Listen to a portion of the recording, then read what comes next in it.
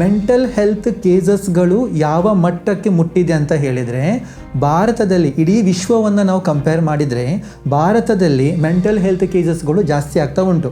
ಅದು ಚಿಕ್ಕ ಮಕ್ಕಳಲ್ಲೂ ಉಂಟು, ಟೀನೇಜಲ್ಲೂ ಉಂಟು, ಯುವಕರಲ್ಲಿ ಉಂಟು, ವೃದ್ಧರಲ್ಲೂ ಉಂಟು. ವೆರಿ ಸೂನು ನಮ್ಮ ಭಾರತಕ್ಕೆ ಕ್ಯಾನ್ಸರ್ ಕ್ಯಾಪಿಟಲ್ ಅಂತ ಕರೀತಾರೆ. ಅಂದರೆ ಅದರ ಅರ್ಥ ಏನಂತ ಹೇಳಿದರೆ ಜಾಸ್ತಿ ಆಗ್ತಾ ಉಂಟು. ಸರ್, ಅಲ್ಲಿ ನಾವು ನಿಲ್ಲಿಲ್ಲ. ಬಿಗ್ಜೆ ವಾಹಿನಿಯ ಸಮಸ್ತ ವೀಕ್ಷಕರಿಗೆ ಯೇಸು ಕ್ರಿಸ್ತನ ಮಧುರವಾದ ನಾಮದಲ್ಲಿ ಮಾಡುವಂಥ ವಂದನೆಗಳು. ಕೆರಿಯರ್ ರೋಡ್ ಮ್ಯಾಪ್ನ ಹೊಸ ಎಪಿಸೋಡ್ನಲ್ಲಿ ನಾವು ಮತ್ತೆ ನಿಮ್ಮನ್ನು ಭೇಟಿ ಆಗ್ತಾ ಇದ್ದೇವೆ.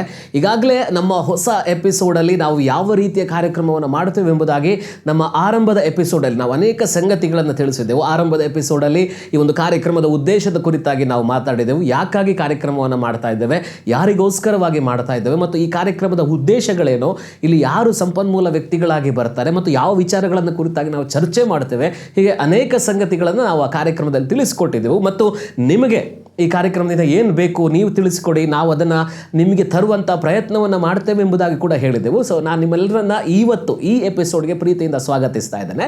ವಿಶೇಷವಾಗಿ ಇವತ್ತು ನಮ್ಮ ಜೊತೆಗೆ ಸಂಪನ್ಮೂಲ ವ್ಯಕ್ತಿಯಾಗಿ ಡಾಕ್ಟರ್ ರಾಯನ್ ಮತಾಯಸ್ ಅವರು ನಮ್ಮನ್ನು ಕೂರಿಕೊಂಡಿದ್ದಾರೆ. ನಮ್ಮ ಸಮುದಾಯದ ಹೆಮ್ಮೆಯ ಒಬ್ಬ ಯುವ ಪ್ರಾಧ್ಯಾಪಕ, ವಿಶೇಷವಾಗಿ ಮಣಿಪಾಲ್ ಅಕಾಡೆಮಿ ಆಫ್ ಹೈಯರ್ ಎಜುಕೇಷನ್ನಲ್ಲಿ ಅವರು ಸೀನಿಯರ್ ಸ್ಟೂಡೆಂಟ್ ಕೌನ್ಸಿಲರ್ ಆಗಿ ಅವರ ಸೇವೆಯನ್ನು ಸಲ್ಲಿಸ್ತಾ ಇದ್ದಾರೆ. ಡಾಕ್ಟರ್ ರಾಯನ್ ಮತಾಯಸ್ ಅವರಿಗೆ ಕಾರ್ಯಕ್ರಮಕ್ಕೆ ಪ್ರೀತಿಯಿಂದ ಸ್ವಾಗತವನ್ನು ಕೋರ್ತಾ ಇದ್ದೇನೆ. ಡಾಕ್ಟರ್ ರಾಯನ್ ಮತಾಯಸ್ ಅವರ ಬಗ್ಗೆ ಖಂಡಿತವಾಗ್ಲೂ ಹೇಳಬೇಕು ನಾನು, ಯಾಕಂತ ಹೇಳಿದರೆ ಅವರ ಶೈಕ್ಷಣಿಕ ಸಾಧನೆಗಳ ಕುರಿತಾಗಿ ಅನೇಕ ದೊಡ್ಡದಾದಂಥ ಒಂದು ಪಟ್ಟಿ ಇದೆ. ಅವರ MSW, ಅವರ BSW ಅಲ್ಲಿ ಅವರು ಬೆಸ್ಟ್ ಔಟ್ ಗೋಯಿಂಗ್ ಸ್ಟೂಡೆಂಟ್ ಎಂಬುದಾಗಿ ಗುರುತಿಸಿಕೊಂಡವರು, ಎರಡರಲ್ಲೂ ಕೂಡ ಮೊದಲ ರ್ಯಾಂಕನ್ನು ಪಡೆದವರು.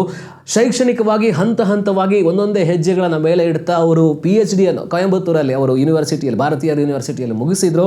ಅದಾದಮೇಲೆ ಅವರ MSc ಅನ್ನು ಕೂಡ ಅವರು ಮುಗಿಸಿದ್ರು. ಅನೇಕ ಹಂತ ಹಂತವಾದಂಥ ಸಾಧನೆಗಳನ್ನು ಮಾಡುತ್ತಾ ಇವತ್ತು ಸಮುದಾಯದಲ್ಲಿ ಅನೇಕ ಕಡೆಗಳಲ್ಲಿ ಸುಮಾರು 100ಕ್ಕೂ ಹೆಚ್ಚು ಸಮುದಾಯ ಆಗಿರ್ಬೋದು, ಸಮಾಜದಲ್ಲಾಗಿ 100ಕ್ಕೂ ಹೆಚ್ಚು ಅನೇಕ ಕಾರ್ಯಕ್ರಮಗಳಲ್ಲಿ ಸಂಪನ್ಮೂಲ ವ್ಯಕ್ತಿಯಾಗಿ ಭಾಗವಹಿಸಿದಂಥ ಅನುಭವ ಇದೆ. ವಿಶೇಷವಾಗಿ ವಿದ್ಯಾರ್ಥಿಗಳ ಮಾನಸಿಕ ಆರೋಗ್ಯದ ಕುರಿತಾಗಿ, ಅವರ ಯಶಸ್ಸಿನ ಕುರಿತಾಗಿ, ಅವರ ವಿದ್ಯಾಭ್ಯಾಸದಲ್ಲಿ ಬೇಕಾದ ಶಿಸ್ತಿನ ಕುರಿತಾಗಿ ಅನೇಕ ಸಂಗತಿಗಳನ್ನು ಮಾತಾಡುವಂಥ ಒಬ್ಬ ಪ್ರತಿಭಾನ್ವಿತ ಮತ್ತು ಆ ವಿಷಯದ ಕುರಿತಾಗಿ ಪರಿಣತಿಯನ್ನು ಹೊಂದಿರುವಂಥ ಡಾಕ್ಟರ್ ರಾಯನ್ ಮತಾಯಸ್ ಅವರನ್ನು ಇವತ್ತಿನ ಕಾರ್ಯಕ್ರಮದಲ್ಲಿ ನಮ್ಮ ಜೊತೆಗೆ ಸಂಪನ್ಮೂಲ ವ್ಯಕ್ತಿಯಾಗಿ ಇಟ್ಕೊಳ್ಳಿಕ್ಕೆ ಭಾಳ ಖುಷಿ ಪಡ್ತಾ ಇದ್ದೇವೆ. ಸರ್, ಇವತ್ತು ನಾವು ಆಲೋಚನೆ ಮಾಡಿರುವಂಥ ಟಾಪಿಕ್ ಅದು ವಿದ್ಯಾರ್ಥಿಗಳ ಮೆಂಟಲ್ ಹೆಲ್ತ್ ಬಗ್ಗೆ ನಾವು ಮಾತಾಡೋಣ. ಯಾಕಂತ ಹೇಳಿದ್ರೆ ನಾವು ಹೇಳಿದ್ದೆವು, ಜನರಲ್ ಆದಂಥ ಟಾಪಿಕ್ಗಳ ಜೊತೆಗೆ ನಾವು ಪ್ರಾರಂಭ ಮಾಡಿ ಮತ್ತೆ ನಾವು ಸ್ಪೆಸಿಫಿಕ್ ಆದಂಥ ಸಬ್ಜೆಕ್ಟ್ಗಳ ಕಡೆಗೆ ಹೋಗ್ತೇವೆ ಎಂಬುದಾಗಿ. ಇವತ್ತು ಬಹಳ ಅಗತ್ಯವಾಗಿರುವಂಥ ಒಂದು ಸಬ್ಜೆಕ್ಟ್ ವಿದ್ಯಾರ್ಥಿಗಳ ಮೆಂಟಲ್ ಹೆಲ್ತ್ ಬಗ್ಗೆ, ಮಾನಸಿಕ ಸ್ಥಿತಿಗತಿಗಳ ಬಗ್ಗೆ. ನೀವು ಬಹಳ ಈ ಕ್ಷೇತ್ರದಲ್ಲಿ ಅನುಭವ ಇರುವವರು, ದಿನಕ್ಕೂ ಪ್ರತಿನಿತ್ಯ ವಿದ್ಯಾರ್ಥಿಗಳನ್ನು ನೋಡ್ತಾ ಇರುವವರು. ಇವತ್ತು ಭಾರತದಲ್ಲಿ ನಮ್ಮ ವಿದ್ಯಾರ್ಥಿಗಳ ಮಾನಸಿಕ ಸ್ಥಿತಿಗತಿ, ಆ ಪೊಸಿಷನ್ ಅದು ಹೇಗಿದೆ ಅಂತ ಹೇಳ್ಬೋದಾ? ಖಂಡಿತ ಸರ್. ಏನಾಗಿದೆ ಅಂತ ಹೇಳಿದರೆ, ವೆರಿ ಸೂನು WHO ಭಾರತಕ್ಕೆ ಮೆಂಟಲ್ ಹೆಲ್ತ್ ಅಂತ ಒಂದು ಬಿರುದು ಕೊಡುತ್ತೆ. ಇನ್ನು ತುಂಬ ಸಿಂಪ್ಲಿಫೈ ಮಾಡಿ ಹೇಳ್ತೇನೆ ನಾನು. ಒಂದು 15 ಇಯರ್ಸ್ ಹಿಂದೆ ಹೋದರೆ, ನಾನು ಇದನ್ನು ತುಂಬ ಸ್ಪೀಚಲ್ಲಿ ಹೇಳಿದ್ದೇನೆ, ಈ ಡಯಾಬಿಟಿಸ್ ಅಂತ ಹೇಳುವಾಗ ರಿಚ್ ಮ್ಯಾನ್ಸ್ ಡಿಸೀಸ್ ಅಂತ ನಾವು ಹೇಳ್ತಾ ಇದ್ವಿ. ಅದೇ ನೀವು ಈಗ ನೋಡಿದರೆ ಡಯಾಬಿಟೀಸ್ ಒಂದು ಮನೆ ಮಾತಾಗಿ ಹೋಗಿದೆ. ಇನ್ಸುಲಿನ್ ತೆಕ್ಕೊಳ್ಳುವಂಥದ್ದು, ಮೆಡಿಸಿನ್ ತೆಕ್ಕೊಳ್ಳುವಂಥದ್ದು ಅದು ಮಾಮೂಲಿಯಾಗಿ ಹೋಗಿದೆ. ಅಲ್ಲಿಗೆ ನಾವು ನಿಲ್ಲಿಲ್ಲ. ಅದರ ನಂತರ ಏನು ಬಂತು, ನಮ್ಮ ಇಂಡಿಯಾಕ್ಕೆ, ಭಾರತಕ್ಕೆ ಡಯಾಬಿಟಿಸ್ ಕ್ಯಾಪಿಟಲ್ ಅಂತ ಕರೆದ್ರು. ಈಗ ನಮಗೆ ಕಾಡುತ್ತಿರೋ ಇನ್ನೊಂದು 2 ಮುಖ್ಯ ಡಿಸೀಸ್ಗಳು ಯಾವುದಂತ ಹೇಳಿದರೆ, ರೋಗಗಳು ಯಾವುದಂತ ಹೇಳಿದರೆ ಕ್ಯಾನ್ಸರ್ ಮತ್ತು ಹಾರ್ಟ್ ಅಟ್ಯಾಕ್. ಅದು ನೀವು ಡೈಲಿ ಓದ್ತಾ ಹೋದರೆ ಪೇಪರಲ್ಲಿ ಕ್ಯಾನ್ಸರ್ ಮತ್ತು ಹಾರ್ಟ್ ಅಟ್ಯಾಕ್ಗಳು ಜಾಸ್ತಿ ಆಗ್ತಾ ಉಂಟು. ಡೈಲಿ ನ್ಯೂಸ್ ಯಾರು ನೋಡ್ತೀರಿ, ನಾನು ಅವರಿಗೆ ಹೇಳುವಂಥದ್ದು, ವೆರಿ ಸೂನು ನಮ್ಮ ಭಾರತಕ್ಕೆ ಕ್ಯಾನ್ಸರ್ ಕ್ಯಾಪಿಟಲ್ ಅಂತ ಕರೀತಾರೆ. ಅಂದರೆ ಅದರ ಅರ್ಥ ಏನಂತ ಹೇಳಿದರೆ ಜಾಸ್ತಿ ಆಗ್ತಾ ಉಂಟು. ಸರ್, ಅಲ್ಲಿ ನಾವು ನಿಲ್ಲಿಲ್ಲ. ಈಗ ಪ್ರೆಸೆಂಟ್ ಟ್ರೆಂಡ್ ಏನಂತ ಹೇಳಿದರೆ, ಮೆಂಟಲ್ ಹೆಲ್ತ್ ಕೇಸಸ್ಗಳು ಯಾವ ಮಟ್ಟಕ್ಕೆ ಮುಟ್ಟಿದೆ ಅಂತ ಹೇಳಿದರೆ, ಭಾರತದಲ್ಲಿ ಇಡೀ ವಿಶ್ವವನ್ನು ನಾವು ಕಂಪೇರ್ ಮಾಡಿದರೆ ಭಾರತದಲ್ಲಿ ಮೆಂಟಲ್ ಹೆಲ್ತ್ ಕೇಸಸ್ಗಳು ಜಾಸ್ತಿ ಆಗ್ತಾ ಉಂಟು. ಅದು ಚಿಕ್ಕ ಮಕ್ಕಳಲ್ಲೂ ಉಂಟು, ಟೀನೇಜಲ್ಲೂ ಉಂಟು, ಯುವಕರಲ್ಲಿ ಉಂಟು, ವೃದ್ಧರಲ್ಲೂ ಉಂಟು. ಈಗ ಒಂದು ಚಿಕ್ಕ ಸ್ಟ್ಯಾಟಿಸ್ಟಿಕ್ಸ್ ಹೇಳೋದಂತೇಳಿ ಆದರೆ, ಔಟ್ ಆಫ್ 100 ಪೀಪಲ್ ಇಂಡಿಯಾದಲ್ಲಿ, out of 100 people at least 11 to 12 people mental health ಇಶ್ಯೂಸನ್ನು ಫೇಸ್ ಮಾಡ್ತಾ ಇದ್ದಾರೆ. ಕೆಲವರು ಸೈಲೆಂಟಾಗಿ ಫೇಸ್ ಮಾಡ್ತಾ ಇದ್ದಾರೆ, ಕೆಲವರು ಟ್ರೀಟ್ಮೆಂಟನ್ನು ತಗೊಳ್ತಾ ಇದ್ದಾರೆ. ಅಲ್ಲಿಗೆ ನಾವು ನಿಲ್ಲಿಲ್ಲ. ಇನ್ನೂ ಸ್ವಲ್ಪ ಮೇಲೆ ಸ್ತರಕ್ಕೆ ಹೋದರೆ ಇಡೀ ಇಂಡಿಯಾ, ವಿಶ್ವದಲ್ಲಿ ಹೇಳ್ತಾ ಇಲ್ಲ ನಾನು, ಇಡೀ ಇಂಡಿಯಾದಲ್ಲಿ ಹತ್ತಿರ 190+ ಮಿಲಿಯನ್ ಜನ ಪರ್ಟಿಕ್ಯುಲರ್ ಆಗಿ ಮೆಂಟಲ್ ಹೆಲ್ತ್ ಇಶ್ಯೂಸನ್ನು ಫೇಸ್ ಮಾಡ್ತಾ ಇದ್ದಾರೆ. ಅದಕ್ಕೆ ಪೂರಕವಾಗಿ ಈ ನಮ್ಮ ಬೇರೆ ಬೇರೆ ಸೈಕಾಲಜಿ, ಸೈಕಿಯಾಟ್ರಿಕ್ ಸೊಸೈಟಿಗಳು ಇಂಡಿಯಾದಲ್ಲಿ ಒಂದು ಸ್ಟಡಿ ಮಾಡುತ್ತೆ. ಆ ಸ್ಟಡಿಯಲ್ಲಿ ಗೊತ್ತಾದ ಇನ್ನೊಂದು ವಿಚಾರ ಏನಂತ ಹೇಳಿದರೆ, 40% ಟೀನೇಜರ್ಸ್, ಇದು ತುಂಬಾ ಇಂಪಾರ್ಟೆಂಟ್ ಗ್ರೂಪ್ ನಮ್ದು. 40% ಟೀನೇಜರ್ಸ್ ಎಂಗ್ಸೈಟಿ ಮತ್ತು ಸ್ಟ್ರೆಸ್ ಅನ್ನ ಫೇಸ್ ಮಾಡ್ತಾ ಇದ್ದಾರೆ. ಅಂದ್ರೆ ಅದೊಂದು ಪ್ರಾಯ, ಬೆಳೆಯುವಂತ ಪ್ರಾಯ, ಎಕ್ಸ್ಪ್ಲೋರ್ ಮಾಡುವಂತ ಪ್ರಾಯ. ಆ ಪ್ರಾಯದಲ್ಲಿ ಸ್ಟ್ರೆಸ್ ಮತ್ತೆ ಎಂಗ್ಸೈಟಿ. ಅದೇ ರೀತಿ ರೀಸೆಂಟ್ ಒಂದು ಸ್ಟಡಿಯನ್ನು ಓದಿದೆ, ನಿಮ್ಯಾನ್ಸ್ ಅವರು ಮಾಡಿದ್ದು. ಆ ನಿಮ್ಯಾನ್ಸ್ ಅವರ ಸ್ಟಡಿ ಪ್ರಕಾರ 23% ಶಾಲೆ ಮಕ್ಕಳು, ಬೇರೆ ಬೇಡ ಸರ್, ಹೈಸ್ಕೂಲ್ ತನಕ ಶಾಲೆ ಮಕ್ಕಳು ಒಂದೇ ಸ್ಟ್ರೆಸ್ ಅಥವಾ ಎಂಗ್ಸೈಟಿಯನ್ನು ಫೇಸ್ ಮಾಡ್ತಾ ಇದ್ದಾರೆ. ಕರೆಕ್ಟ್. ಸೊ ಈ ಒಂದು ಪಿಕ್ಚರ್ ನೋಡುವಾಗ, ಈ ಒಂದು ಸಂಖ್ಯೆ ನೋಡುವಾಗ ಏನು ಗೊತ್ತಾಗ್ತಾ ಉಂಟಂತ ಹೇಳಿದ್ರೆ, ಈ ಮೆಂಟಲ್ ಹೆಲ್ತ್ ಎನ್ನುವಂಥದ್ದು ಆದಷ್ಟು ಬೇಗ ಭಾರತದಲ್ಲಿ ನಂಬರ್ 1 ಪೊಸಿಷನ್ಗೆ ಬರುತ್ತೆ.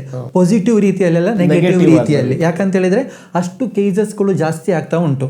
ಈಗ ನೋಡಿ, ಈ ಕೇಸಸ್ಗಳು ಜಾಸ್ತಿ ಆದಾಗ ಏನಾಗುತ್ತೆ, ಮೆಂಟಲ್ ಹೆಲ್ತ್ ಇಶ್ಯೂಸ್ಗಳು ಜಾಸ್ತಿ ಆಗುತ್ತೆ, ಮೆಂಟಲ್ ಇಲ್ನೆಸ್ಗಳು ಜಾಸ್ತಿ ಆಗುತ್ತೆ. ಸರ್, ಇದು ಏನು ಗೊತ್ತಾ, ಸದ್ಯದ ನಮ್ಮ ಭಾರತದ ಮೆಂಟಲ್ ಹೆಲ್ತ್ ಪರಿಸ್ಥಿತಿ. ಓಕೆ, ಸೊ ಬಹಳ ಇಂಟ್ರೆಸ್ಟಿಂಗ್ ಆಗೋಂಥ ಒಂದು ಅನೇಕ ಸಂಗತಿಗಳನ್ನು ವಿತ್ ಸ್ಟ್ಯಾಟಿಸ್ಟಿಕ್ಸ್ ಹೇಳ್ತಾ ಇದ್ದಾರೆ ಅವರು. ಬಹುಶಃ ನಮಗೆ ಇದು ಆಶ್ಚರ್ಯ ಆಗ್ಬೋದು, ನಮ್ಮ ಮಕ್ಕಳಲ್ಲಿ ಇಷ್ಟು ಸಮಸ್ಯೆ ಬೆಳೀತಾ ಇದೆಯಾ ಅಂದರೆ. ಅವ್ರು ಕೊಟ್ಟಂಥ ಎಕ್ಸಾಂಪಲ್ ಭಾಳ ಚೆನ್ನಾಗಿತ್ತು ಅದು. ಯಾಕಂತ ಹೇಳಿದ್ರೆ ಒಂದು ಕಾಲಕ್ಕೆ ಶ್ರೀಮಂತರ ಕಾಯಿಲೆ ಆಗಿದ್ದಂಥ ಡಯಾಬಿಟಿಸ್ ಇವತ್ತು ಹೇಗೆ ಪ್ರತಿ ಮನೆಗಳಲ್ಲಿ ನಾವು ನೋಡ್ತಾ ಇರುವಂಥ ಕಾಯಿಲೆ ಆಗಿದೆಯೋ, ಅದೇ ಥರ ಮೆಂಟಲ್ ಹೆಲ್ತ್ ಅನ್ನುವಂಥದ್ದು ಇವತ್ತು ಹೆಚ್ಚಾಗ್ತಾ ಇದೆ. ವಿಶೇಷವಾಗಿ ಟೀನೇಜರ್ಸಲ್ಲಿ ಹೆಚ್ಚಾಗ್ತಾ ಇದೆ. ಹೈಸ್ಕೂಲ್ವರೆಗೆ ಹೋಗ್ತಿರುವಂಥ ಮಕ್ಕಳಲ್ಲೇ ಸ್ಟ್ರೆಸ್ ಜಾಸ್ತಿ ಆಗ್ತಾ ಇದೆ ಅನ್ನುವಂಥ ಸಂಗತಿಗಳು ಬಹಳ ಆಲೋಚನೆ ಮಾಡಬೇಕಾದಂಥ ಸಂಗತಿ. ಖಂಡಿತ ಸರ್, ಖಂಡಿತ. ಅಷ್ಟು ಸುಲಭ ಇಲ್ಲ ಹಾಗಾದ್ರೆ ಭವಿಷ್ಯದ ಕುರಿತಾದಂಥ ಆಲೋಚನೆಗಳು. ಕಾರ್ಯಕ್ರಮನ ಹೆತ್ತವರು ಕೂಡ ನೋಡ್ತಾ ಇರ್ತೀರಿ. ಸೊ ನಮ್ಮ ಮಕ್ಕಳು ಇವತ್ತು ಇಂಥ ಸಮಸ್ಯೆಗಳನ್ನು ಎದುರಿಸ್ತಾ ಇದ್ದಾರೆ. ಖಂಡಿತವಾಗ್ಲೂ ಮುಂದೆ ಮಾತಾಡೋಣ ಏನು ಮಾಡಬೇಕು ಅನ್ನುವಂಥದ್ದು. ಸರ್, ಇದಕ್ಕಿಂತ ಮುಂಚೆ ನಾನೊಂದು ಪ್ರಶ್ನೆ ಕೇಳಬೇಕು. ಈಗ ನಮ್ಮ ಮಕ್ಕಳು ತುಂಬ ಬ್ರಿಲಿಯಂಟ್. ನಮ್ಮ ರಿಸಲ್ಟ್ಗಳು ಬಂದಾಗ ನಾವು ನೋಡ್ತೇವೆ ನಮ್ಮ ಮಕ್ಕಳು ಅಚೀವ್ ಮಾಡುವಂಥ ಸಂಗತಿಗಳು. ಅವರು ಟಾಪರ್ಸ್. ಇವತ್ತು 70%ಗಿಂತ ಕಡಿಮೆ ಬರುವಂಥ ಮಕ್ಕಳು ತುಂಬ ಕಡಿಮೆ. ಎಲ್ಲರೂ ಕೂಡ ಟಾಪರ್ಸ್, ಎಲ್ಲರೂ ಪ್ರತಿಭಾನ್ವಿತರು, ಎಲ್ರಿಗೂ ಟ್ಯಾಲೆಂಟ್ ಇದೆ. ಬರೀ ಇದು ಅಕಾಡೆಮಿಕ್ ಮಾತ್ರ ಅಲ್ಲ, ಬೇರೆ ಸಬ್ಜೆಕ್ಟಲ್ಲೂ ದೇ ಹ್ಯಾವ್ ಇದು ಹ್ಯೂಜ್ ಟ್ಯಾಲೆಂಟ್. ಅದರೊಟ್ಟಿಗೆ ಅವರು ಇಮೋಷ್ನಲಿ ಕೂಡ ಅವರು ನಮ್ಮ ಹಾಗೆ ಅಂದರೆ ಆ ಒಂದು ಜನ್ರೇಷನ್ಗಿಂತ ಈಗ ಇಮೋಷ್ನಲಿ ಕೂಡ ಅವರು ತುಂಬ ವೀಕ್ ಅನ್ನುವಂಥದ್ದು, ಅಥವಾ ತುಂಬ ಎಲ್ಲದವನ್ನ ಭಾವನಾತ್ಮಕವಾಗಿ ನೋಡ್ತಾರೆ ಅನ್ನುವಂಥದ್ದು.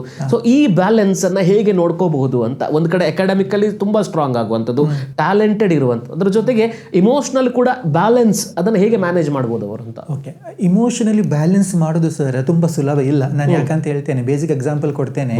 ಈಗ ನೋಡಿ, ನೀವು ಈ ರಿಸಲ್ಟ್ಸ್ಗಳನ್ನು ನೋಡುವಾಗ ಏನು ಗೊತ್ತಾಗ್ತದೆ ಅಂತ ಹೇಳಿದ್ರೆ, ಖಂಡಿತ ನಮ್ಮ ಮಕ್ಕಳು ಬ್ರಿಲಿಯಂಟೇ ಇದ್ದಾರೆ, ನೋ ಸೆಕೆಂಡ್ ಥಾಟ್ ಅದರಲ್ಲಿ. ಬಟ್ ಆ ಬ್ರಿಲಿಯನ್ಸಿ ಒಂದು ಕಡೆ ಏನಾಗ್ತಾ ಉಂಟು ಅಂತ ಹೇಳಿದ್ರೆ, ಅವರಿಗೆ ಅಕಾಡೆಮಿಕ್ ಮಾತ್ರ ಓರಿಯೆಂಟ್ ಮಾಡ್ತಾ ಉಂಟು ಬಿಟ್ರೆ, ಆ ನಿಜ ಜೀವನದ ಪ್ರಾಬ್ಲಮ್ಗಳು ಅದನ್ನು ಫೇಸ್ ಮಾಡ್ಲಿಕ್ಕೆ ಅವ್ರಿಗೆ ಕಷ್ಟ ಆಗ್ತಾ ಉಂಟು. ಸರಿ, ಇಮೋಷನ್ಸ್ ಅಂತ ಹೇಳುವಾಗ ಒಂದು ಸಿಂಪಲ್ ಎಕ್ಸಾಂಪಲ್ ಕೊಡ್ತೇನೆ. ನನಗೆ ಸಿಟ್ಟು ಬರುವಾಗ ಆ ಸಿಟ್ಟನ್ನು ನಾನು ತೋರಿಸಬೇಕು, ನನಗೆ ಖುಷಿ ಆಗುವಾಗ ಆ ಖುಷಿಯನ್ನು ನಾನು ತೋರಿಸಬೇಕು, ಅಥವಾ ನನಗೆ ಏನಾದರೂ ಹೇಳ್ಕೊಳ್ಬೇಕಂತ ಅನಿಸುವಾಗ ಅದನ್ನು ನಾನು ಹೇಳ್ಕೊಳ್ಬೇಕು. ಬಟ್ ಇಲ್ಲಿ ಏನಾಗ್ತಾ ಉಂಟು, ಫೋಕಸ್ ಒಂದೇ ಕಡೆಗೆ ಹೋಗುವಾಗ ಬೇರೆ ಎಲ್ಲ ವಿಚಾರಗಳು ಏನಾಗ್ತಾ ಉಂಟು, ಅಲ್ಲೇ ಕೆಳಗೆ ಕೆಳಗೆ ಕೆಳಗೆ ಹೋಗ್ತಾ ಉಂಟು. ಈ ಬೇರೆ ವಿಚಾರಗಳು ಕೆಳಗೆ ಹೋಗುವಾಗ ಏನಾಗುತ್ತೆ, ಅಲ್ಲಿ ಸಮತೋಲನ ತಪ್ಪುತ್ತೆ. ಸಮತೋಲನ ತಪ್ಪುವಾಗ, ನಾನು ಪುನಃ ರಿಪೀಟ್ ಮಾಡೋದು ಅಂತೇಳಿ ಆದ್ರೆ, ಅದು ಎಫೆಕ್ಟ್ ಆಗೋದು ನಿಮ್ಮ ಮೆಂಟಲ್ ಹೆಲ್ತಿಗೇನೆ. ಹಾಗಾಗಿ ನೀವು ನೋಡಿರ್ಬಹುದು, ನಾನು ನಿಮ್ಗೊಂದು ಸಿಂಪಲ್ ಎಕ್ಸಾಂಪಲ್ ಕೊಡ್ತೇನೆ. ನೀವು ಒಂದು ಸ್ವಲ್ಪ ವರ್ಷ ಮುಂಚೆ ಹೋದ್ರೆ, ಈ SSLC ರಿಸಲ್ಟ್ಗಳು ಬರುವಾಗ ಏನಾಗ್ತಿತ್ತು ಅಂತ ಹೇಳಿದ್ರೆ, ತುಂಬಾ ಮುಂಚೆ ಈಗಿನ ಹಾಗೆ 90% ಅಂತೂ ಇಲ್ವೇ ಇಲ್ಲ, 600 ಇಲ್ಲ, ಸಾಧ್ಯನೇ ಇಲ್ಲ. 70% ಬಂದ್ರೂ ದೊಡ್ಡದೇ ಇತ್ತಲ್ಲ. ಬಟ್ ಕಾಲ ಬದಲಾಗಿದೆ, ಮಕ್ಕಳು ಕಲಿತಾ ಇದ್ದಾರೆ, ಬ್ರಿಲಿಯಂಟ್ ಲೆವೆಲ್ ಜಾಸ್ತಿ ಆಗ್ತಾ ಉಂಟು, ಕಾಂಪಿಟೇಷನ್ ಲೆವೆಲ್ಗಳು ಜಾಸ್ತಿ ಆಗ್ತಾ ಉಂಟು. ಆಗ ನಾವು ಮಕ್ಕಳಲ್ಲಿ ಏನು ನೋಡ್ತಾ ಇದ್ದೇವೆ ಅಂತ ಹೇಳಿದ್ರೆ, SSLC ಅಲ್ಲಿ ಫೇಲ್ ಆದ ಮಕ್ಕಳು ಸುಸೈಡ್ ಮಾಡೋದನ್ನು ಕಾಣ್ತಾ ಇದ್ವಿ. ಅಂದ್ರೆ ಅವರಿಗೆ ಆ ಸಿಚುವೇಶನ್ಸ್ ಅನ್ನು ಫೇಸ್ ಮಾಡ್ಲಿಕ್ಕೆ ಆಗ್ತಾ ಇರಲಿಲ್ಲ. ಅದಕ್ಕೀಗ ತುಂಬಾ ವಿಚಾರಗಳು ಬದಲಾಗ್ತಾ ಉಂಟು. ನೀವು ಅದನ್ನೇ ಇವಾಗ ಕಂಪೇರ್ ಮಾಡಿದ್ರೆ, ನೀವು ಆ ಮಕ್ಕಳ ಇಮೋಷನ್ಸ್ ಅನ್ನು ನೋಡ್ಕೊಳ್ಬಹುದು. ಒಂದೇ ಮಕ್ಕಳು ಇಮೋಷನ್ಸ್ ಅನ್ನು ಎಕ್ಸ್ಪ್ರೆಸ್ ಮಾಡ್ತಾ ಇಲ್ಲ ಸರ್. ಎಕ್ಸ್ಪ್ರೆಸ್ ಮಾಡುದಿಲ್ಲ ಅಂತ ಹೇಳೋದಕ್ಕಿಂತ ಆ ಇಮೋಷನ್ಸ್ ಅನ್ನ ಅವರಿಗೆ ಅರ್ಥ ಮಾಡ್ಕೊಳ್ಳೋದೇ ಕಷ್ಟ ಆಗ್ತಾ ಉಂಟು. ಫಾರ್ ಎಕ್ಸಾಂಪಲ್, ನಾನು ಏನ್ ಮಾಡ್ತಾ ಇದ್ದೇನೆ, ಏನಾಗ್ತಾ ಉಂಟು, ನನಗೆ ಎಲ್ಲಿ ಸಮಸ್ಯೆ ಆಗ್ತಾ ಉಂಟು, ನನ್ನ ಸಮಸ್ಯೆಗೆ ಏನ್ ಬೇಕು, ಯಾರ ಹತ್ರ ಹೋಗಿ ನಾನು ಮಾತಾಡ್ಬೋದು, ಇದು ನನ್ನ ನಿಜವಾದ ಸಮಸ್ಯೆಯ, ಇದನ್ನ ನಾನು ಯಾರ ಹತ್ರ ಆದ್ರೂ ಹೇಳಿಕೊಂಡು ನೆಗ್ಗಾಡ್ಬಹುದಾ, ಯಾರು ನನ್ನನ್ನು ಅರ್ಥ ಮಾಡಿಕೊಳ್ಳುವುದಿಲ್ಲ. ಸರ್, ನೀವು ಇನ್ನೊಂದು ನನ್ನ ಪಾಯಿಂಟ್ ಅನ್ನು ಹೈಲೈಟ್ ಮಾಡ್ತೇನೆ ಇಲ್ಲಿ. ಈಗ ತುಂಬಾ ಮಕ್ಕಳ ಇನ್ನೊಂದು ಸಮಸ್ಯೆ ಏನಂತ ಹೇಳಿದ್ರೆ, ಅವ್ರಿಗೆ ಗೊತ್ತು ಅಂದ್ರೆ ಎಲ್ಲೋ ಒಂದು ಕಡೆ ಸಮಸ್ಯೆ ಆಗ್ತಾ ಉಂಟು, ಕಲಿತಾರೆ, ಪ್ರಾಬ್ಲಮ್ ಇಲ್ಲ, ಅಲ್ಲಿ 80% ಬರುತ್ತೆ, 90% ಬರುತ್ತೆ. ಈ ಇಮೋಷನ್ಸ್ ಅಂತ ಬರುವಾಗ ಎಲ್ಲೂ ಹೇಳ್ಕೊಳ್ಳಕ್ಕಾಗದೆ ಅದು ಒಳಗಿಂದ ಒಳಗೇನೆ ಒಂದು ಕುಗ್ಗಿಕೊಳ್ತಾ ಹೋಗ್ತಾರೆ ಅವರು. ಹಾಗಾಗಿ ತುಂಬಾ ಬೇಸಿಕ್ ಆಗಿ ಹೇಳುದಂತೇಳಿ ಆದ್ರೆ, ಖಂಡಿತ ಇಂಟೆಲಿಜೆನ್ಸ್ ಲೆವೆಲ್ ಮೇಲೆ ಹೋಗ್ತಾ ಉಂಟು, ನೋ ಡೌಟ್. ಬಟ್ ಇಮೋಷನ್ಸ್ ಅಂತ ಬರುವಾಗ ಕೆಲವರಿಗೆ ಅದು ಒಳ್ಳೆ ಎಕ್ಸ್ಪ್ರೆಸ್ ಮಾಡಲಿಕ್ಕೆ ಬರುತ್ತೆ ಸರ್, ಪ್ರಾಬ್ಲಮ್ ಇಲ್ಲ. ಬಟ್ ಕೆಲವರು ಎಲ್ಲೋ ಅದು ಎಕ್ಸ್ಪ್ರೆಷನ್ಗಳು ಕರೆಕ್ಟ್ ರೀತಿ ಹೋಗದೆ, ಅವರನ್ನು ಕರೆಕ್ಟ್ ರೀತಿ ಅರ್ಥ ಮಾಡದೆ ಅದೇನಾಗ್ತಾ ಉಂಟು ಅಂತ ಹೇಳಿದರೆ ಅವರದ್ರ ಅಲ್ಲೇ ಕೆಳಗೆ ಬರ್ತಿದ್ದಾರೆ. ಒಂದು ಸಿಂಪಲ್ ಎಕ್ಸಾಂಪಲ್ ಕೊಡ್ತೇನೆ. ಒಂದು ಸ್ಟೂಡೆಂಟ್ ನನ್ನ ಹತ್ರ ಬಂದರು ಸರ್. ಅವಳಿಗಿದ್ದ ಪ್ರಾಬ್ಲಮ್ ಏನಂತ ಹೇಳಿದರೆ, ಅವಳಿಗೆ ಮೆಂಟಲ್ ಹೆಲ್ತ್ ಇಶ್ಯೂಸ್ ಉಂಟು.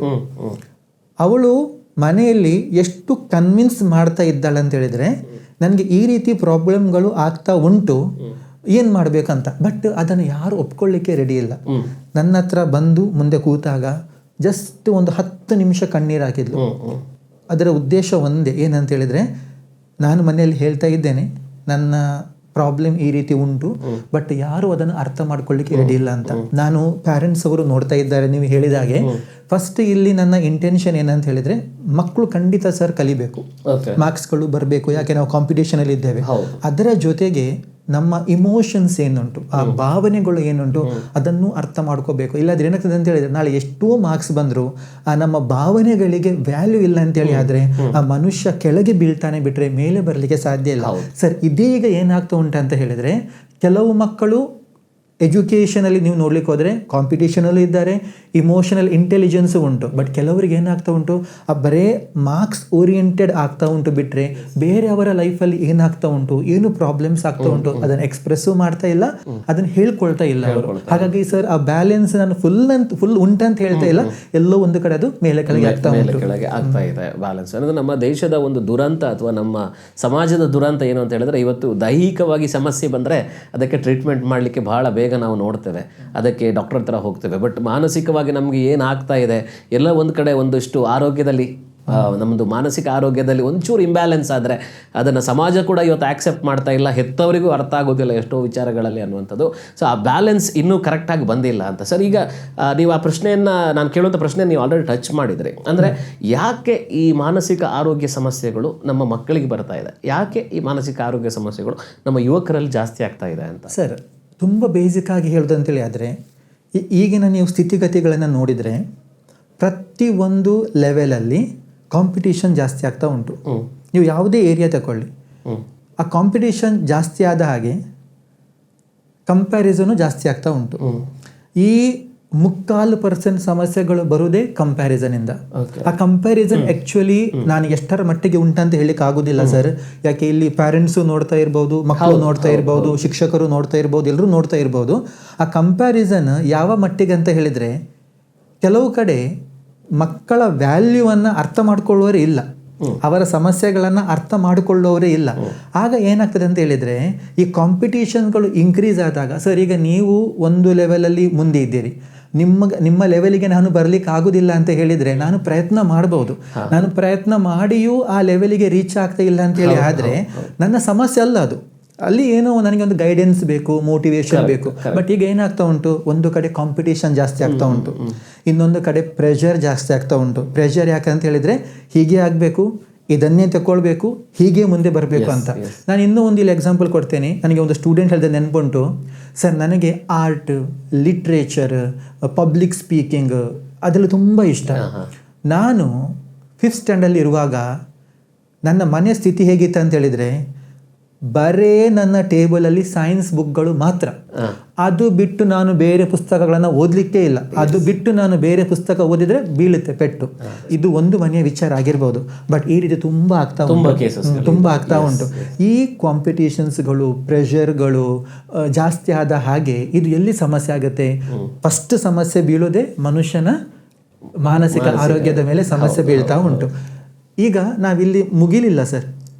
ಇದು ಒಂದು ಕಡೆ ಆದರೆ, ಇದು ಒಂದು ಲೆವೆಲಲ್ಲಿ ನಮ್ಮ ವಿದ್ಯಾರ್ಥಿಗಳ ಮಾನಸಿಕ ಆರೋಗ್ಯ ಹಾಳಾಗೋದಂತೇಳಿ ಆದರೆ, ಕಂಪ್ಯಾರಿಸನಿಂದ, ಕಾಂಪಿಟೇಷನಿಂದ, ಪ್ರೆಷರಿಂದ ಆದರೆ, ಇನ್ನೊಂದು ಏನಾಗ್ತಾ ಉಂಟಂತ ಹೇಳಿದರೆ, ಇನ್ನೊಂದು ವರ್ಗ ಏನು ಮಾಡ್ತಾ ಉಂಟಂತ ಹೇಳಿದರೆ, ಈ ಸೋಷಿಯಲ್ ಮೀಡಿಯಾ. ಆ ಸೋಷಿಯಲ್ ಮೀಡಿಯಾ ನೋಡುವಂಥದ್ದು, ಎಡಿಕ್ಷನ್ಸ್ಗಳು, ಸ್ಕ್ರೋಲಿಂಗ್ಗಳು, ಕಂಪ್ಯಾರಿಸನ್ಗಳು, ಸೋಷಿಯಲ್ ಮೀಡಿಯಾವನ್ನು ನೋಡಿ ಕಂಪೇರ್ ಮಾಡೋದು, ಬೇರೆಯವರ ಲೈಫ್ ನೋಡಿ ಕಂಪೇರ್ ಮಾಡುವಂಥದ್ದು, ಅವನಿಗಷ್ಟು ಉಂಟು ನನ್ನ ಹತ್ರ ಇಲ್ಲೇ ಹೇಳಿ ಕಂಪೇರ್ ಮಾಡುವಂಥದ್ದು, ಅದು ಒಂದು ಕಡೆ ಆದರೆ, ಈ ಕಂಪ್ಯಾರಿಸನ್ಗಳು ಎಲ್ಲೂ ನಿಲ್ತಾ ಇಲ್ಲ. ಈ ಕಂಪ್ಯಾರಿಸನ್ಗಳಿಂದ ಮತ್ತು ಇನ್ನೊಂದು ನಮ್ಮ ಬೇರೆ ಎಡಿಕ್ಷನ್ಗಳು, ಬೇರೆ ಲೆವೆಲ್ ಎಡಿಕ್ಷನ್ಗಳು ನಿಮಗೆ ಗೊತ್ತಿರ್ಬೋದು. ಇದು ನಾನು ಹೇಳೋದು ಎಷ್ಟು ಸರಿ ಎಷ್ಟು ತಪ್ಪು ಅಂತ ಗೊತ್ತಿಲ್ಲ. ಒಂದು ಕಾಲದಲ್ಲಿ ನಾವು ಡ್ರಗ್ಸ್ ಅಂತ ಹೇಳುವಾಗ ಹೆದರ್ತಿದ್ವಿ. ಈಗ ರಾಜಾರೋಷವಾಗಿ ಡ್ರಗ್ಸ್ಗಳು ಸಿಗ್ತಾ ಉಂಟು. ಅದು ಎಲ್ಲಿ ಏನು ಯಾವ ಕತೆ ಅಂತ ನಮಗೆ ಬೇಡ. ಬಟ್ ಏನಾಗ್ತಾ ಉಂಟು ಗೊತ್ತಿರುವಂತ ಸಂಗತಿ. ಖಂಡಿತ ಸರ್, ಖಂಡಿತ. ಹೀಗೆ ಏನಾಗ್ತಾ ಉಂಟು, ಈ ಬೇರೆ ಬೇರೆ ವಿಧದಲ್ಲಿ ಸರ್, ಪಾಸಿಟಿವ್ ಆಗಿ ನೆಗೆಟಿವ್ ಆಗಿ ಮಕ್ಕಳಲ್ಲಿ, ನಮ್ಮ ಈ ವಿದ್ಯಾರ್ಥಿಗಳಾಗಿರ್ಬೋದು, ಟೀನೇಜರ್ಸ್ ಆಗಿರ್ಬೋದು, ಯುವಕರು ಆಗಿರ್ಬೋದು, ಆ ಪ್ರೆಷರ್ ಜಾಸ್ತಿ ಆಗ್ತಾ ಉಂಟು. ಆ ಪ್ರೆಷರ್ ಜಾಸ್ತಿ ಆದಾಗ ಏನಾಗುತ್ತೆ, ಆ ಪ್ರೆಷರನ್ನು ಕೋಪ್ ಮಾಡಲಿಕ್ಕೆ ಆದರೆ ಪ್ರಾಬ್ಲಮ್ ಇಲ್ಲ. ಯಾವಾಗ ಆ ಪ್ರೆಷರನ್ನು ಕೋಪ್ ಮಾಡಲಿಕ್ಕೆ ಆಗೋದಿಲ್ಲ, ಯಾರೇ ಆಗಲಿ ಸರ್, ಅದು ಮಕ್ಕಳು ಆಗಲಿ, ಯುವಕರು ಆಗಲಿ, ದೊಡ್ಡವರಾಗಲಿ, ಆಗ ಬರುವಂಥ ದೊಡ್ಡ ಸಮಸ್ಯೆ ಯಾವುದಂತ ಹೇಳಿದ್ರೆ ಮೆಂಟಲ್ ಹೆಲ್ತ್. ಅದು ನಿಮಗೆ ಎಫೆಕ್ಟ್ ಆಗೋದೇ ಮೆಂಟಲ್ ಹೆಲ್ತಿಗೆ. ಹಾಗಾಗಿ ನೀವು ನೋಡಿರ್ಬೋದು, ಯಾಕೆ ಸುಸೈಡ್ಗಳು ಜಾಸ್ತಿ ಆಗ್ತಾ ಉಂಟು. ಯಾವಾಗ ಒಂದು ಸಿಚುವೇಶನನ್ನು ಫೇಸ್ ಮಾಡಲಿಕ್ಕೆ ಕಷ್ಟ ಆಗುತ್ತೆ ನೋಡಿ, ಆವಾಗ ಈ ಬೇರೆ ಬೇರೆ ಪ್ರಾಬ್ಲಮ್ಸ್ಗಳು ಜಾಸ್ತಿ ಆಗ್ತಾ ಹೋಗುತ್ತೆ. Sir, suicide is an indicator, ಏನೋ ಒಂದು ಸಮಸ್ಯೆ ಉಂಟಾ ಅಂತ. ಆದರೆ ಏನು ಸಮಸ್ಯೆ ಹೇಳ್ಕೊಂಡ್ರೆ ಪ್ರಾಬ್ಲಮ್ ಇಲ್ಲ ಸರ್. ಇದು ನೀವು ಬೇರೆ ಬೇರೆ ಇದು ಎಲ್ಲವನ್ನು ನೋಡ್ತಾ ಹೋದರೆ ಒಂದು ನಮಗೆ ಪಿಕ್ಚರ್ ಸಿಗುತ್ತೆ. ಏನಂತ ಹೇಳಿದರೆ, ನಮ್ಮ ಸೊಸೈಟಿಯಲ್ಲಿ ಈ ಕಾಂಪಿಟಿಷನ್ಗಳು, ಪ್ರೆಷರ್ಗಳು, ಕಂಪ್ಯಾರಿಸನ್ಗಳು, ಎಡಿಕ್ಷನ್ಗಳು ಜಾಸ್ತಿ ಆದ ಹಾಗೆ ಇದಕ್ಕೆ ಬಲಿಯಾಗುವುದು ಯಾರು? ದೊಡ್ಡವರಲ್ಲ ಸರ್. ಇದಕ್ಕೆ ಬಲಿಯಾಗುವಂಥದ್ದು ನಮ್ಮ ಮಕ್ಕಳು, ನಮ್ಮ ಟೀನೇಜರ್ಸ್, ನಮ್ಮ ಅಡಾಲಸೆಂಟ್ಸ್, ನಮ್ಮ ಯುವಕರು. ಸೊ ಈಗ ಏನಾಗುತ್ತೆ, ಇದು ನಮ್ಮ ಇಂಪಾರ್ಟೆಂಟ್ ಜನ್ರೇಷನ್ ಸರ್, ಸೊಸೈಟಿಗೆ ಬೇಕಾದ ಜನ್ರೇಷನ್ ಇದು. ಇವುಗಳಿಗೆ ಎಫೆಕ್ಟ್ ಆದಾಗ ಏನಾಗುತ್ತೆ, ಇಡೀ ಸೊಸೈಟಿ ಇಂಬ್ಯಾಲೆನ್ಸ್ ಆಗುತ್ತೆ ಸರ್. ಇಡೀ ಸೊಸೈಟಿ ಇಂಬ್ಯಾಲೆನ್ಸ್ ಆಗಿದೆ. ಅದು ಯಾವ ಮಟ್ಟಕ್ಕೆ ಆಗಿದೆ ಅಂತ ಗೊತ್ತಿಲ್ಲ. ಸೊ ಹೀಗಾಗಿ ಏನಾಗುತ್ತೆ, ನಮ್ಮ ಯಂಗ್ ಜನರೇಷನಲ್ಲೇ ಸಮಸ್ಯೆಗಳು ಜಾಸ್ತಿ ಆಗ್ತಾ ಹೋಗುತ್ತೆ. ಜಾಸ್ತಿ ಆಗ್ತಾ ಇದೆ ಅಂದರೆ ಈ ಡ್ಯಾಮೇಜ್ ಆಲ್ರೆಡಿ ಆಗಿದೆ, ಡ್ಯಾಮೇಜ್ ಆಗ್ತಾನೇ ಇದೆ. ಅದರ ತೀವ್ರತೆ ಎಷ್ಟು ಅಂತ ನಮ್ಗೆ ಇನ್ನೂ ಗೊತ್ತಾಗಬೇಕಷ್ಟೇ. ಯಾಕಂತ ಹೇಳಿದ್ರೆ ಇಫೆಕ್ಟ್ಗಳನ್ನು ಒಂದೊಂದೇ ನಾವು ನೋಡ್ತಾ ಇದ್ದೇವೆ ಅನ್ನುವಂಥದ್ದು. ಸರ್, ನಾನು ಒಂದು ಪ್ರಶ್ನೆ, ನೀವು ಆ ಮಾತಾಡ್ತಾ ಬಂತು ಆ ಪ್ರಶ್ನೆ ನಾನು ಕೇಳಬೇಕಾದದ್ದು. ಸೊ ಇವತ್ತು ಅಡಿಕ್ಷನ್ ಅನ್ನುವಂಥದ್ದು, ಎಸ್ಪೆಷಲಿ ಸೋಷಿಯಲ್ ಮೀಡಿಯಾವನ್ನು ಅತಿಯಾಗಿ ಬಳಸುವಂಥ ಮಕ್ಕಳು, ಬಹುಶಃ ಕಾರ್ಯಕ್ರಮ ನೋಡ್ತಿರುವಂಥ ಎಲ್ಲ ಪೇರೆಂಟ್ಸ್ ಹೇಳ್ಬೋದು, ನನ್ನ ಮಗ ಮೊಬೈಲ್, ನನ್ನ ಮಗಳು ಮೊಬೈಲನ್ನು ಯೂಸ್ ಮಾಡ್ತಾ ಇರ್ತಾರೆ, ಯಾವಾಗ ನೋಡಿದ್ರು ಮೊಬೈಲ್ ಇರುತ್ತೆ ಕೈಯಲ್ಲಿ ಅಂತ. ಸೊ ಇದು ಅತಿಯಾಗಿ ಆಗ್ತಾ ಇದೆ, ಅಥವಾ ಅಡಿಕ್ಷನ್. ಸೊ ಇದರ ಬಗ್ಗೆ ಏನು ಹೇಳಲಿಕ್ಕೆ? ಖಂಡಿತ ಸರ್. ಈಗ ನೋಡಿ, ಹೇಗೆ ನಾವು ಬೇರೆ ಬೇರೆ ಆಲ್ಕೋಹಾಲಿಕ್ ಅಡಿಕ್ಷನ್ ಬಗ್ಗೆ ಮಾತಾಡ್ತೇವೆ, ಸ್ಮೋಕಿಂಗ್ ಅಡಿಕ್ಷನ್ ಬಗ್ಗೆ ಮಾತಾಡ್ತೇವೆ, ಡ್ರಗ್ ಅಡಿಕ್ಷನ್ ಬಗ್ಗೆ ಮಾತಾಡ್ತೇವೆ, ಅದಕ್ಕಿಂತ ಸ್ವಲ್ಪ ಸಿವಿಯರ್ ಲೆವೆಲಿಗೆ ನಮ್ಮ ಸೋಷಿಯಲ್ ಮೀಡಿಯಾ ಅಡಿಕ್ಷನ್ ಹೋಗ್ತಾ ಉಂಟು. ನಾನು ನಿಮಗೆ ಒಂದು ಉದಾಹರಣೆ ಕೊಡ್ತೇನೆ. ರೀಸೆಂಟಾಗಿ ನಾನು ಒಂದು ಸ್ಟೂಡೆಂಟ್ ಹತ್ರ ಮಾತಾಡುವಾಗ, ಅವನು ನನ್ನ ಹತ್ರ ಮುಂದೆ ಬಂದು ಕೂತು ನನ್ನ ಹತ್ರ ಬಂದದವನು ಮಾತಾಡಲಿಕ್ಕೆ. ನನಗೆ ಅವನನ್ನು ನೋಡಿ ಸರ್ ಏನಾಯ್ತು ಅಂತ ಹೇಳಿದರೆ, ಅವನಿಗೆ ಒಂದು ಅಕ್ಷರ ಹೊರಗಡೆ ಬರ್ತಾ ಇಲ್ಲ. ಜಸ್ಟ್ ಕೂತಿದ್ದಾನೆ, ಅವನಿಗೆ ಏನು ಹೇಳಬೇಕಂತ ಗೊತ್ತಾಗ್ತಿಲ್ಲ. ಕಣ್ಣೀರು ಹಾಕಲಿಕ್ಕೆ ಸ್ಟಾರ್ಟ್ ಮಾಡಿದ. 5 ನಿಮಿಷ ಆಯಿತು, ನಾನು ಅವನಿಗೆ ಸಮಾಧಾನ ಮಾಡ್ತಿದ್ದೇನೆ. 10 ನಿಮಿಷ ಆಯಿತು, ಸಮಾಧಾನ ಮಾಡ್ತಾ ಇದ್ದೇನೆ. ಕಣ್ಣೀರು ಹಾಕಿದ. ನಾನು ಮತ್ತೆ ಸ್ವಲ್ಪ ಹೊತ್ತು ಬಿಟ್ಟು ನಾನು ಅವನಿಗೆ ನೀರೆಲ್ಲ ಕುಡ್ದ. ಮತ್ತು ಹೇಳಿದ, ಸರ್, ನನಗೆ ನಿಮ್ಮಿಂದ ಒಂದು ಹೆಲ್ಪ್ ಆಗಬೇಕು, ಬಟ್ ನಾನು ನನ್ನ ಸ್ಟೋರಿಯನ್ನು ಹೇಳ್ತೇನೆ ನಿಮಗೆ. ಸರ್, ನಾನು ಒಂದು ವರ್ಷ ಆಯಿತು, ನಾನು ಥಿಯೇಟರಿಗೂ ಹೋಗಲಿಲ್ಲ, ಮೂವಿಗೂ ಹೋಗಲಿಲ್ಲ. ರೀಸೆಂಟ್ಲಿ ನಾನೊಂದು ಥಿಂಕ್ ಮಾಡಿದೆ, ನನಗೊಂದು ಮೂವಿ ನೋಡಬೇಕು ಸರ್ ಅಂತ ಥಿಂಕ್ ಮಾಡಿದ. ಹೋದ, ಒಳ್ಳೆ ಸೀಟಲ್ಲೇ ಥಿಯೇಟರಲ್ಲಿ ಮೂವಿ ಟಿಕೆಟ್ ಬುಕ್ ಮಾಡಿದ. ಬಟ್ ಬರೀ 10 ನಿಮಿಷ ಆಗಿದೆ, ಅವನಿಗೆ ಇರಿಟೇಷನ್ ಆಗ್ತಾ ಉಂಟು. 10 ನಿಮಿಷ ಆದದಷ್ಟೇ ಮೂವಿ ಆಗೋದಿಲ್ಲ, ಇರಿಟೇಷನ್ ಆಗ್ತಾ ಉಂಟು. ಇರಿಟೇಷನ್ ಕಂಟಿನ್ಯೂ ಆಯಿತು. ಪುನಃ ಹೇಳಿದ, ಇಲ್ಲ ನಾನು ಕೂತ್ಕೋತೇನೆ ಅಂತ. ಅರ್ಧ ಗಂಟೆ ಆಗಬೇಕಾದ್ರೆ ಅವನಿಗೆ ಏನೋ ರೀಸನ್ ಕೊಟ್ಟು ಹೊರಗಡೆ ಬಂದ. ಅವನಿಗೆ ಮೂವಿಯನ್ನು ಕಂಟಿನ್ಯೂ ಮಾಡಲಿಕ್ಕೆ ಆಗಲಿಲ್ಲ. ಆಗ ಅವನಿಗೆ ರಿಯಲೈಸ್ ಆಯಿತು, ನನ್ನಲ್ಲಿ ಏನೋ ಒಂದು ಸಮಸ್ಯೆ ಉಂಟು. ಆಗ ಅವನು ನನಗೆ ಹೇಳಿದ ವಿಚಾರ ಏನಂತ ಹೇಳಿದರೆ, ಫಸ್ಟ್ ನನ್ನ ಎಡಿಕ್ಷನ್. ಸೋಷಿಯಲ್ ಮೀಡಿಯಾ ಅಂತ ಹೇಳಿದರೆ ಬರೀ ಇದೇ ಅದೇ ಅಂತಲ್ಲ. ಈಗ ನಿಮ್ಗೆ ಗೊತ್ತಿರ್ಬೋದು, ನನ್ಗೆ ಗೊತ್ತಿಲ್ಲ ಸರ್, ನಂಬರ್ ಗೊತ್ತಿಲ್ಲ, ಲಕ್ಷಗಟ್ಟಲೆ, ಡಜನ್ ಗಟ್ಟಲೆ ಆ್ಯಪ್ಗಳಿರ್ಬೋದು.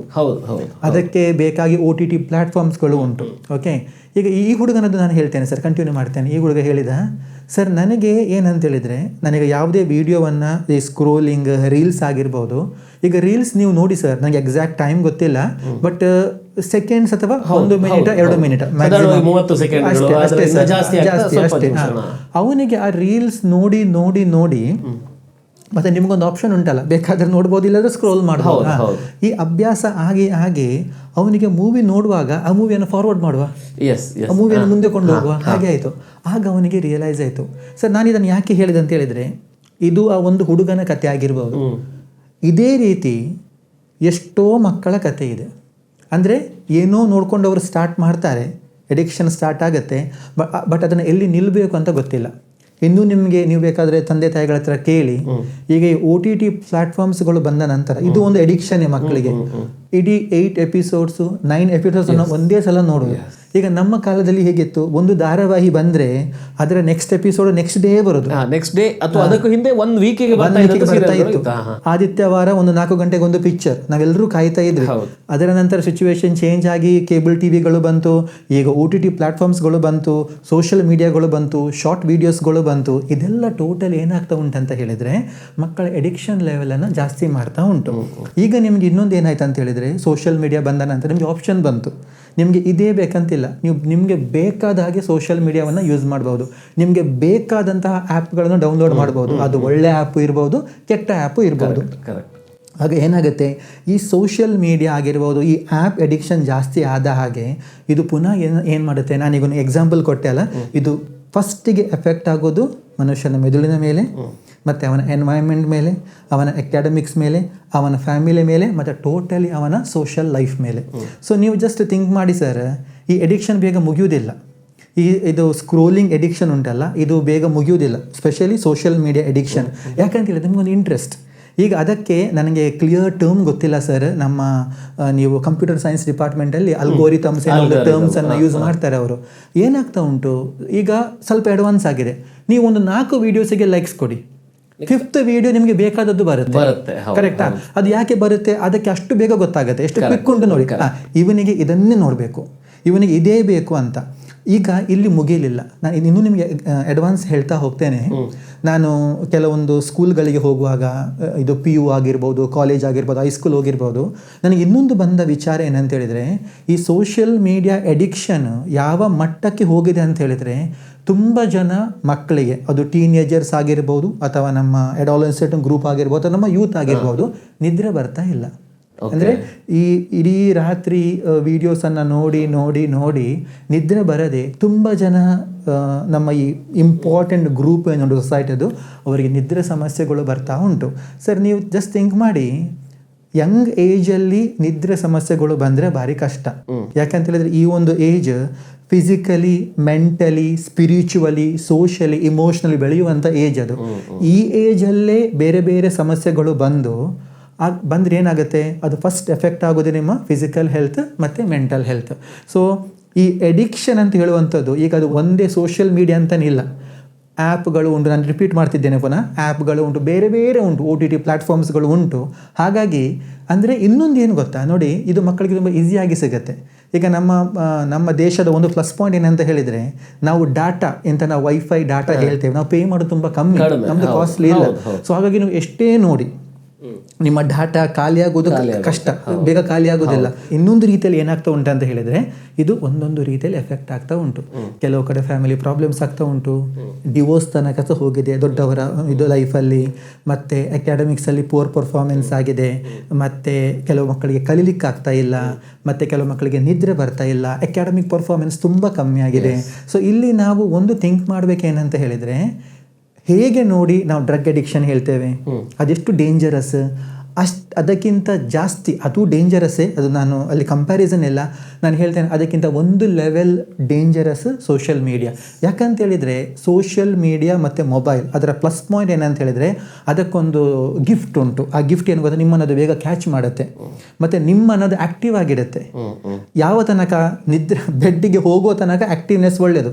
ಅದರ ನಂತರ ಸಹ ನೀವು ಕಂಟಿನ್ಯೂಸ್ ಆಗಿ ಆ್ಯಕ್ಟಿವ್ ಆಗಿದ್ದೀರಿ, ನಿದ್ರೆ ಮಾಡ್ತಿಲ್ಲ ಅಂತೇಳಿ ಆದರೆ ನಿಮಗೆ ಏನೋ ಒಂದು ಸಮಸ್ಯೆಗಳು ಸ್ಟಾರ್ಟ್ ಆಗ್ತಾ ಉಂಟಂತ. ಸರ್ ಈ ಲೆವೆಲಿಗೆ ಇದು ನಾನು ನಿಮಗೆ ಜಸ್ಟ್ ಎಕ್ಸಾಂಪಲ್ ಕೊಟ್ಟೆ. ಇನ್ನು ಹೇಳ್ತಾ ಹೋದರೆ ಈ ಲೆವೆಲಿಗೆ ನಮ್ಮ ಸೋಷಿಯಲ್ ಮೀಡಿಯಾ ಎಡಿಕ್ಷನ್ ಹೋಗಿದೆ. ಇದಕ್ಕೆ ಇನ್ನೊಂದು ಆ್ಯಡ್ ಮಾಡ್ತೇನೆ ನಾನು, ಆ್ಯಪ್ ಎಡಿಕ್ಷನ್ ಅಂತ. ಈಗ ನಮ್ಮ ಈ ಸೋಷಿಯಲ್ ಮೀಡಿಯಾ ಹೇಳೋದು ಸರ್ ಇನ್ನು ಬೇಗ ಹೋಗುತ್ತೆ. ಈಗ ನಿಮಗೆ ಬೇಕಾದ ಆ್ಯಪ್, ಅದು ಯಾವ್ದು, ನಾನಿಲ್ಲಿ ಹೆಸರು ಹೇಳಿಕ್ಕೆ ಹೋಗೋದಿಲ್ಲ, ಅದು ಯಾವುದೇ ಇರ್ಬೋದು. ಏನಾಗ್ತಾ ಉಂಟು, ಯಾವುದೇ ಇರಲಿ ಸರ್, ಒಮ್ಮೆ ಅದು ಎಡಿಕ್ಷನಿಗೆ ಹೋಯ್ತು ಅಂತ ಹೇಳಿದರೆ ಅದರಿಂದ ಹೊರಗಡೆ ಬರೋದು ತುಂಬ ಕಷ್ಟ. ನಾನು ಹೇಳೋದಿಲ್ಲ, ಸ್ವಲ್ಪ ಕಷ್ಟ, ಬಟ್ ಅದು ಮಿತಿ ಮೀರಿ ಹೋದರೆ ಖಂಡಿತ ತುಂಬ ಕಷ್ಟ. ಓಕೆ. ಸೊ ಇದು ಕೇಳ್ತಾ ಹೋದಷ್ಟು ಭಯ ಆಗುತ್ತೆ ನಿಜವಾಗಿ. ಯಾಕಂತ ಹೇಳಿದ್ರೆ ಅಷ್ಟು ಆಳವಾದಂಥ ಸಂಗತಿಗಳು ಇದರಲ್ಲಿದೆ.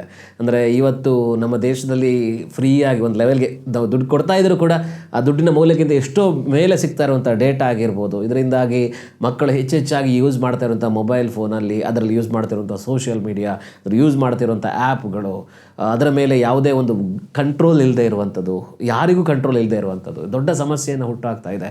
ವಿಶೇಷವಾಗಿ ಅಡಿಕ್ಷನ್ ಲೆವೆಲ್ಗೆ, ವ್ಯಸನ ಅನ್ನುವಂಥ ಒಂದು ಲೆವೆಲಿಗೆ ಹೋಗ್ತಾ ಇದ್ದಾರೆ. ಸೊ ಅದರಿಂದ ಹೊರಗೆ ಬರಲಿಕ್ಕೆ ಆಗೋದಿಲ್ಲ ಅನ್ನುವಂಥದ್ದಿಲ್ಲ, ಪ್ರಾಪರ್ ಗೈಡೆನ್ಸ್ ಬೇಕಾಗತ್ತೆ. ಬಟ್ ಒಂದು ಟೈಮ್ ತಗೊಳುತ್ತೆ, ಸ್ಲೋ ಆಗಿ ಅದು ಹೊರಗೆ ಬರಬೇಕಾಗತ್ತೆ ಅನ್ನುವಂಥ ಸಂಗತಿಗಳನ್ನು ಹೇಳ್ತಾ ಇದ್ದಾರೆ.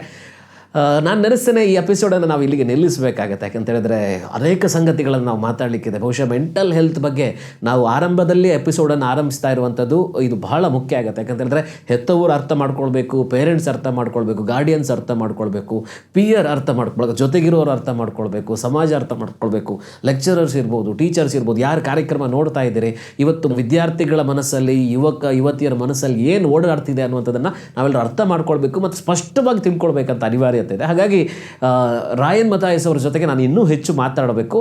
ಮುಂದಿನ ಎಪಿಸೋಡಲ್ಲಿ ನಾವು ಅವರ ಈ ವಿದ್ಯಾರ್ಥಿ ಜೀವನ ಜೊತೆಗಿನ ಅವರ ಅನುಭವಗಳು ಮತ್ತು ವಿಶೇಷವಾಗಿ ಈಗ ಸೋಷಿಯಲ್ ಮೀಡಿಯಾ ಬಗ್ಗೆ ನಾವು ಏನು ಆರಂಭಿಸಿದ್ದೇವೆ ಅದನ್ನು ಮುಂದುವರಿಸಬೇಕು ಮತ್ತು ವಿಶೇಷವಾಗಿ ಇದರಿಂದ ಹೊರಗೆ ಬರುವಂಥ ಪ್ರಯತ್ನಗಳ ಕುರಿತಾಗಿ, ಸೊಲ್ಯೂಷನ್ ಕುರಿತಾಗಿ ಸೆಕೆಂಡ್ ಪಾರ್ಟಲ್ಲಿ ನಾವು ಮಾತಾಡಲಿಕ್ಕಿದೆ. ಇವತ್ತಿನ ಎಪಿಸೋಡನ್ನು ನಾನು ಇಲ್ಲಿಗೆ ಮುಗಿಸ್ತಾ ಇದ್ದೇನೆ. ರಾಯನ್ ಮಥಾಯಸ್ ಅವರಿಗೆ ನಮ್ಮ ಬಿಗ್ ಜೆ ವಾಹಿನಿ ಪರವಾಗಿ ಪ್ರೀತಿಯಿಂದ ಕೃತಜ್ಞತೆಯನ್ನು ಸಲ್ಲಿಸ್ತಾ ಇದ್ದೇವೆ. ಸರ್, ಇನ್ನೊಂದು ಎಪಿಸೋಡಲ್ಲಿ, ನಮ್ಮ ಮುಂದಿನ ಎಪಿಸೋಡಲ್ಲಿ ನಾವು ಇದನ್ನು ಮುಂದುವರಿಸ್ತೇವೆ. ಖಂಡಿತವಾಗ್ಲೂ ಕೂಡ ವೀಕ್ಷಕರೇ, ಈ ಎಪಿಸೋಡನ್ನು ನೀವು ನೋಡಿದವರು ನಿಮ್ಮ ಅಭಿಪ್ರಾಯಗಳನ್ನು ನೀವು ತಿಳಿಸಿ ಮತ್ತು ವಿಶೇಷವಾಗಿ ನಿಮಗೆ ಏನು ಬೇಕು ಅನ್ನುವಂಥದ್ದನ್ನು ತಿಳಿಸಿ. ಡಾಕ್ಟರ್ ರಾಯನ್ ಮಥಾಯಸ್ ಅವರ ಸಂಪರ್ಕ ಸಂಖ್ಯೆ ಕೂಡ ನಾವು ನಿಮಗೆ ಅಗತ್ಯ ಇದ್ದಲ್ಲಿ ಖಂಡಿತವಾಗ್ಲೂ ಕೊಡ್ತೇವೆ. ಅವರು ಕೂಡ ಸಹಾಯ ಮಾಡೋದಕ್ಕೆ ಸದಾಕಾಲ ರೆಡಿ ಇರ್ತಾರೆ. ನಮ್ಮ ಉದ್ದೇಶ ನಮ್ಮ ಮಕ್ಕಳು ಬೆಳೆಬೇಕು, ಸರಿಯಾದಂಥ ದಿಕ್ಕಲ್ಲಿ ಬೆಳೆಬೇಕು. ನೆಗೆಟಿವ್ಸ್ ಅನೇಕ ಇದೆ, ಪಾಸಿಟಿವ್ಸ್ಗಳನ್ನು ಹೆಚ್ಚು ಕಾನ್ಸಂಟ್ರೇಟ್ ಮಾಡುವಲ್ಲಿ ನಮ್ಮ ಪ್ರಯತ್ನ, ಒಂದು ಸಣ್ಣದಾದಂಥ ಪ್ರಯತ್ನವನ್ನು ಕೆರಿಯರ್ ರೋಡ್ ಮ್ಯಾಪ್ ಮೂಲಕವಾಗಿ ಮಾಡ್ತಾ ಇದ್ದೇವೆ. ಇವತ್ತಿನ ಎಪಿಸೋಡನ್ನು ಇಲ್ಲಿಗೆ ಮುಗಿಸ್ತಾ ಇದ್ದೇವೆ. ಮುಂದಿನ ಎಪಿಸೋಡಲ್ಲಿ ಡಾಕ್ಟರ್ ರಾಯನ್ ಮಥಾಯಸ್ ಅವರ ಜೊತೆಗೆ ನಮ್ಮ ಮಾತುಕತೆಯನ್ನು ಮುಂದುವರಿಸ್ತೇವೆ. ನಿರಂತರವಾಗಿ ಬಿಗ್ ಜೆ ವಾಹಿನಿಯನ್ನು ನೋಡ್ತಾ ಇರಿ. ದೇವರ ಆಶೀರ್ವಾದನ ಹೊಂದಿಕೊಳ್ಳಿ. Thank you.